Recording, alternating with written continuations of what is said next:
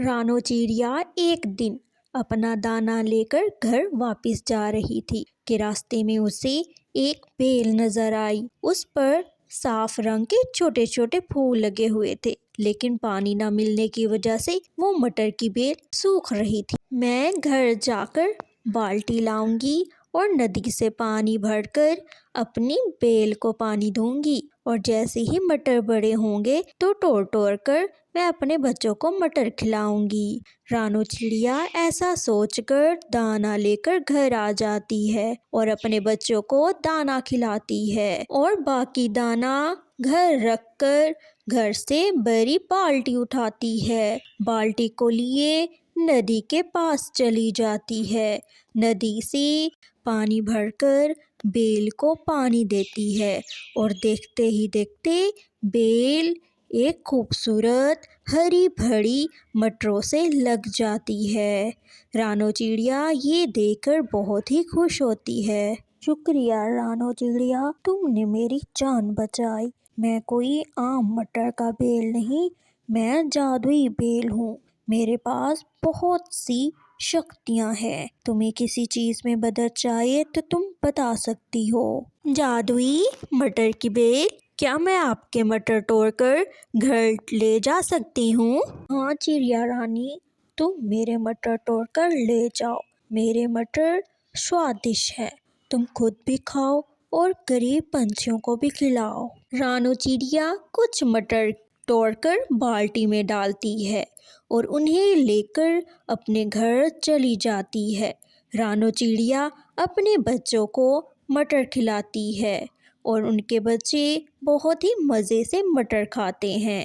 رانو چڑیا کے پڑوس میں دو کالے کوے رہتے تھے جو بہت برے اور چور تھے۔ برے کوے رانو کے گھر آ جاتے ہیں اور وہ رانو کے گھر گھس کر الماری سے سارے پیسے چرا لیتے ہیں اور ان پیسوں کو ایک بوری میں ڈال کر رانو کے گھر سے بھاگ جاتے ہیں۔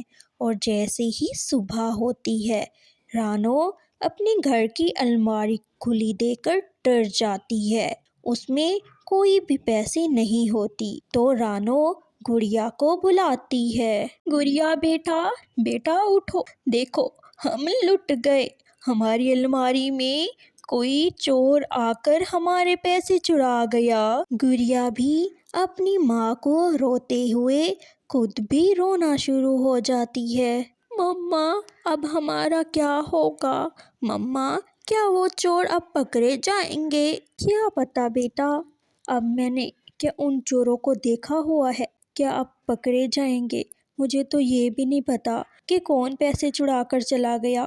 2 دن بعد کوکو کو تیز بخار ہو جاتا ہے۔ رانو کے پاس دوا کے لیے پیسے بھی نہیں بچتے کہ جا کر گڑیا کے لیے دوائی لے آئے۔ رانو چڑیا روتے روتے مٹر کی بیل کے پاس جاتی ہے۔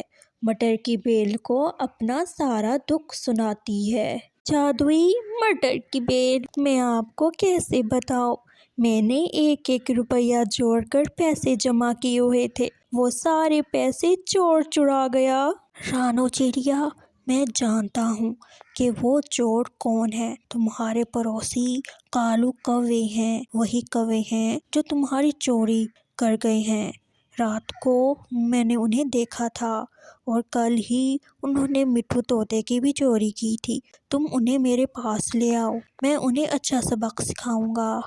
وہ دشت کوے، وہ برے کوے ہیں، مگر اب میرا بیٹا بخار سے تڑپ رہا ہے، میں کیسے دوائی لوں؟ چڑیا رانی، تم پریشان نہ ہو، میرے پاس ایک سنہرا مٹر ہے، تم اسے گھر لے جاؤ، تمہاری ساری سمسیا حل ہو جائے گی۔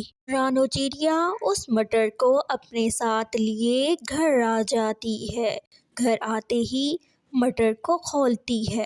مٹر میں سونے کے مٹر ہوتے ہیں۔ ان مٹر کو دیکھ کر بہت خوش ہوتی ہے اور وہ مٹر سونار کے پاس لے جاتی ہے۔ سونار کے پاس اچھے داموں میں ان مٹر کے بیج کو بیچ دیتی ہے، پیسے لے کر، اور کوکو کے لیے دوائی لے کر گھر آ جاتی ہے۔ رانو چڑیا اپنے لیے ایک مضبوط گھر بناتی ہے اور جنگل میں غریب پنچھیوں کی مدد کرتی ہے۔ گوری یہ سب دیکھ کر رانو کے پاس آتی ہے۔ چڑیا، یہ سب تم کہاں سے لے کر آ رہی ہو؟ مجھے کوئی سمجھ نہیں آ رہی۔ گوری، میں تمہاری طرح چوریاں نہیں کرتی، یہ سب کچھ میری دوست بیل مٹر نے دیا ہے۔ وہ ایک جادوئی ہے، جو کچھ بھی مانگو وہ دے دیتی ہے۔ گوری کوی کے من میں لالچ بھر آتا ہے اور اپنے ساتھ کالو کوے کو لیے مٹر کے پاس چلی جاتی ہے۔ جادوئی مٹر، ہمیں بھی سونے کے مٹر دے دو، جیسے تم نے اس چھوٹی چڑیا کو دیا ہے۔ اگر تم ہمیں سونے کے مٹر نہیں دو گی تو ہم تمہیں جڑ سے اکھاڑ دیں گے۔